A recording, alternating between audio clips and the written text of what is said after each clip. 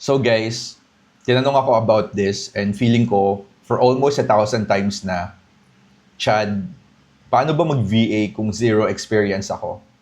Kasi nga 'di ba, parang chicken and the egg problem lang. Walang mag-hire sa'yo kasi wala kang experience. Pero paano ka naman magkaka-experience kung walang mag-hire sa'yo? Well guys, may isang solid advice ako na almost sigurado kung makakakuha ka ng experience. And sa video na to, i-share ko sa'yo exactly kung paano, plus yung mismong ginawa ko dati para makapagsimula. At ginagawa ko pa rin hanggang ngayon. Hanggang ngayon! Okay, so this is my advice and it's very simple lang siya. And that is to offer your service for free. Yung gagawin mo is gumawa ka ng offer na sobrang hirap tanggihan. Yung tipong hindi ka nila kayang hindian. And ano ba yung pinaka-irresistible na offer sa mundo na hindi kayang hindian? E di yung libre. Kasi kapag libre, walang risk. Wala silang mawawala, di ba? Walang mawawala sa kanila. So, mas madali silang mapa-oo na subukan yung service mo.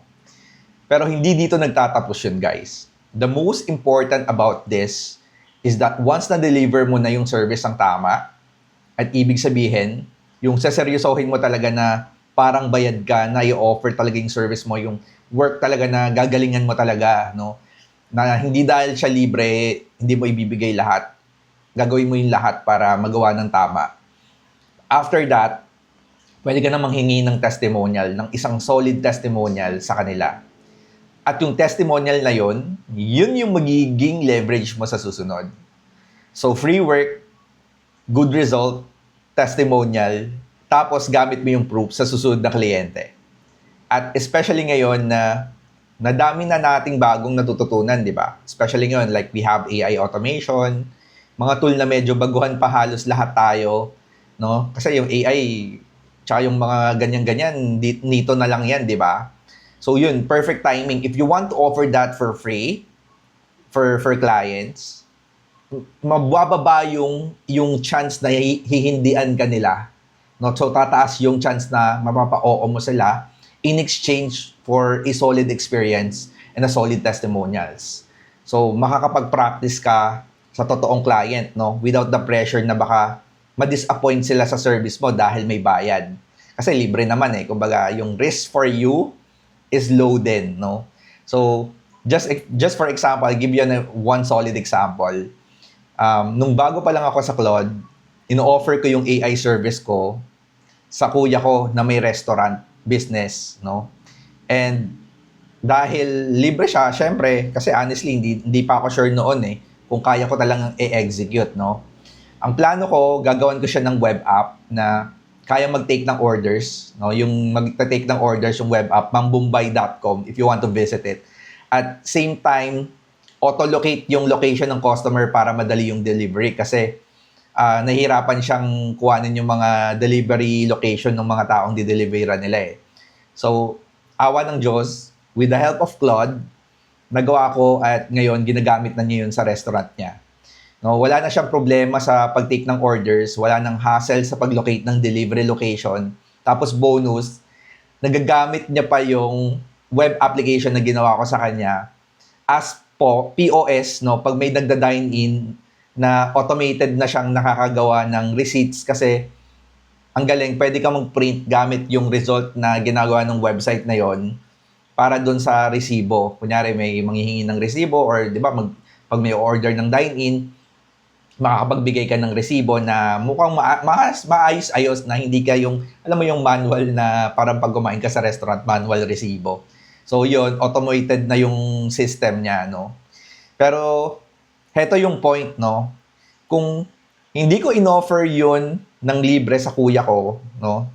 Wala akong ganung experience na malalagay sa portfolio ko ngayon. And hindi ko rin mai-improve yung skill ko sa AI, sa Claude, sa pag-build ng app, sa pag-automate. Kasi syempre, limited lang ako dun sa mga recent client ko na ginagawan, di ba? As an employee, kasi syempre, I'm working full-time. Limited lang ako dun sa ano na yon, dun sa space na yon.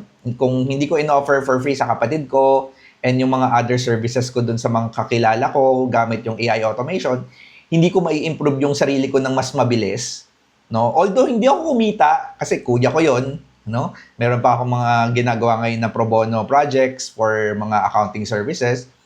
Pero hindi ko rin mai-improve ng mabilis yung sarili ko kung hindi ko siya in-offer ng libre, no? Kasi syempre pag when you're building a new service, nahihirapan ka ibenta yon, di ba? Kasi nga wala kang proof eh. Kahit matagal ka ng VA, kung bago yung service na ino-offer mo, wala kang proof. So, with that, nagkaroon na ako ng proof and ngayon, currently, I'm building more proof, no? While giving pro bono work. Kasi, tsaka na-enjoy ko siya eh. Yun yung pinakamaganda, even though it's for free. Na-enjoy ko mag-build ng app, na-enjoy ko mag-build ng automation. And I think that is the best, no? That's the best indicator na may enjoy mo yung trabaho even though you're not paid. Ginagawa mo pa rin, no? Parang mas magandang tignan, di ba? Kasi kung gagawin mo lang isang bagay para sa pera, parang hindi siya magandang tignan. Parang you're just up to it sa pera, no? Parang chine-chase mo yung pera. Versus yung pag in-offer mo siya ng libre, kahit libre ginagawa mo yung best mo, you tend to attract rather than i-chase away yung mga opportunities. So, kung may mga kaibigan ka, no, na network mo ngayon, kapamilya mo na may business, kahit mga connection mo sa Facebook o sa TikTok, hindi mo kailangan ng malaking kliyente, no, para makapagsimula. Yung nasa paligid mo pa lang, around you, no, pwede mo nang alokin ng service mo for free for you to gain that experience na matagal mo nang hinahanap. Kasi, di ba, paano ba ako magkakaroon ng experience? At paano ako magkakaroon ng client kung walang experience? Paano ba ako magkakaroon ng experience kung wala namang client? Mga ganung problema mo, paikot-ikot ka na lang doon, i-offer mo yun for free. And, pero nga, this advice might not work for everyone kasi syempre yung iba, parang ayaw naman magtrabaho na walang bayad, di ba? May magsasabi sa akin na, or sa'yo, no? Hello, like, know your worth, know your value. Wag kang papayag na walang bayad, no? Wag kang papayag na walang bayad. And you know what? Valid naman yung dahilan na yun eh, no? Hindi ko sinasabi na mali sila or wag kang papayag na pangit yung hindi ka mababayaran para pag nag-work ka. Kasi 'di ba, kaya nga tayo nag-work for para mabuhay tayo eh, no? Pero guys, base sa sarili kong karanasan, no, years ago, nung nag-offer ako ng service for free na walang hinihinging kapalit, bumubukas talaga yung wallet ng iba pagkatapos.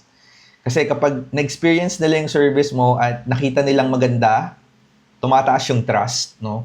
At naaalala ng tao yung magandang ginawa mo, tapos nire-refer ka nila sa ibang tao na kailangan ng service mo talaga, or yung mga kaibigan nila. Kasi yung mga titulungan mo na yan, may mga connection din yan, lalo na pag mga business owners yung mga tutulungan mo. May mga connection yan, may mga kaibigan, may mga kailangan patungkol dun sa service mo. And because you did something great, they're going to offer your service. And by that time, hindi na yun for free. So, hindi mo tinatapon talaga yung value mo in a way, ini-invest mo lang siya para sa proof at trust na babalik din sa'yo, di ba? So yun, no? Yun na yun, guys. Kung wala kang experience, huwag kang mag-alala. Hindi yun ang dead end. No, the key is gumawa ka ng irresistible offer, free offer na i-deliver mo ng maayos. Kunin mo yung solid na testimonial na yon, tapos gamitin mo yon na leverage sa susunod na laban mo or sa susunod na application mo. Or pag nagbi-build ka ng website mo, you have that testimonial na magpapatotoo na magaling kang trabahante or magaling kang service provider, no? So yun yung paraan para yung chicken and the egg problem na wala kang experience kasi wala kang client kasi wala kang experience, mawawala na yun sa problema mo. So, at kung meron ka mang nakuha dito sa video na to, huwag mong kalimutan din na mag-leave ng thumbs up dito sa ating video, and please, if you have questions, leave a comment below, and don't forget to subscribe on this YouTube channel so that mabigyan natin kayo ng notification for the next video. Maraming salamat po, and I pray to God na magkaroon na kayo ng client at nagkaroon na kayo ng experience sa service nyo. Maraming salamat and have a nice day.